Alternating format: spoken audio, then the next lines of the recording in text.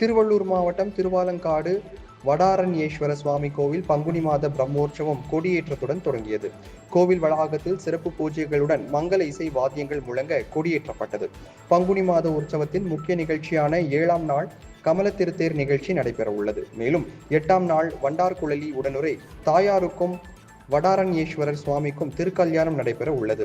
வரும் 20ஆம் தேதி நடைபெற உள்ள 14ஆம் நாள் விழாவில் ரிஷப வாகனம் விடையாற்றி உற்சவம் நிகழ்ச்சி நடைபெற உள்ளது.